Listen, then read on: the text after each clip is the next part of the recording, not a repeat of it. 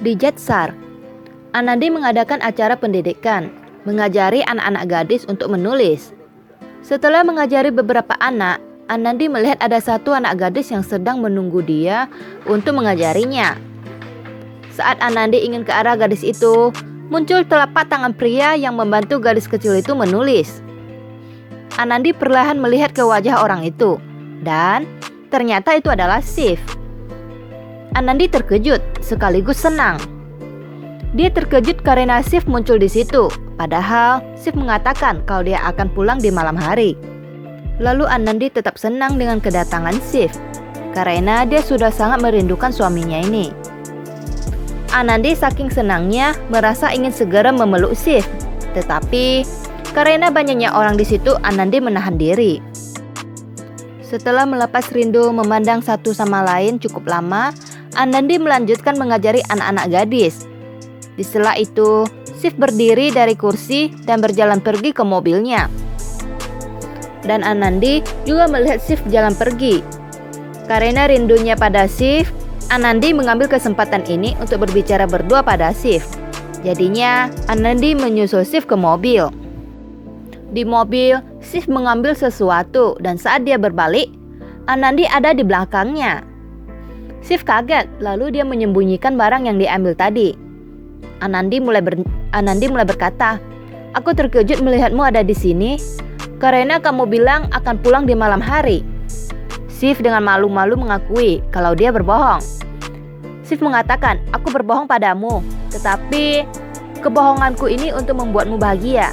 Aku ingin memberikan kejutan padamu. Bukankah sekarang kau bahagia melihatku ada di sini?"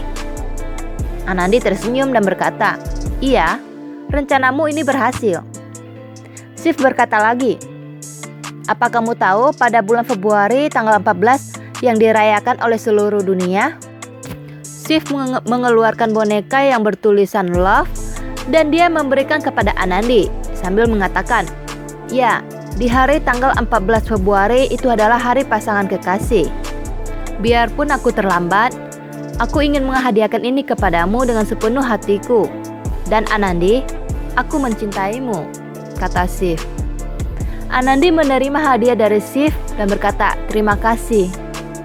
Lalu Shiv mengatakan lagi, "Hanya terima kasih? Apa tidak ada lagi yang ingin kau katakan?" Anandi yang masih malu-malu mengungkapkan cintanya masih gugup, dan saat dia ingin mengucapkan kata itu, murid gadis kecilnya malah datang. Gadis kecil itu menanyakan jawaban dari soal yang diberikan. Shiv terlihat sedikit jengkel karena diganggu momen indahnya tadi. Anandi tetap membantu gadis kecil itu menjawab soal sambil duduk. Shiv yang merasa tidak sabaran mengambil papan tulis dari gadis kecil itu dan berkata, "Aku akan membantumu menjawab semua soal ini, jadi kamu bisa pergi dulu." Setelah gadis itu pergi, Shiv mengatakan, "Anandi, kadang sebuah kata itu lebih mudah ditulis daripada dikatakan langsung." Jadi, Shiv menyerahkan papan tulis itu ke Anandi, meminta Anandi menulisnya saja. Anandi tahu niat lucu Shiv ini. Lalu Anandi menulis, "I love," artinya aku mencintai. Lalu dia menoleh ke arah Shiv. Mereka saling memandang sambil tersenyum. Saat mau melengkapi kata itu dengan huruf U, tapi gagal karena ayah Byron serta keluarga Anandi datang menghampiri. Lalu ayah Byron berkata, "Anandi, ada amplop surat untukmu." Lalu Anandi mengambil surat itu dan membacanya. Setelah membaca surat itu, Anandi tersenyum dan memberitahu keluarganya kalau itu adalah surat dari guru sekolahnya dulu. Gurunya ingin mengundang Anandi hadir di acaranya sebagai tamu kehormatan pada upacara pembukaan. Byron berkata, "Kalau begitu kau harus pergi, Anandi. Undangan dari gurumu ini juga merupakan kebanggaan bagimu." Karena acara pembukaan diadakan hari itu juga, Anandi harus segera pergi. Anandi yang sudah di dalam mobil. Minu menyiapkan makanan untuk perjalanan Anandi. Setelah itu, giliran Shiv yang datang. Shiv berkata, "Anandi, aku masih akan menunggu jawaban darimu." Anandi hanya tersenyum dan dia memperlihatkan boneka yang bertuliskan love tadi kepada Shiv. Anandi malu-malu dan Shiv mengerti itu, lalu tersenyum kembali.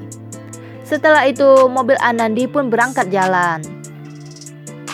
Episode kali ini adalah adegan terakhir yang diperankan Pradyusha sebagai Anandi. Pemeran Anandi memang diganti, tetapi cerita dari Balika Fado ini adalah yang terbaik sampai di akhir. Oke, sampai di sini dulu. Sampai jumpa lagi di video selanjutnya ya teman-teman. Bye-bye.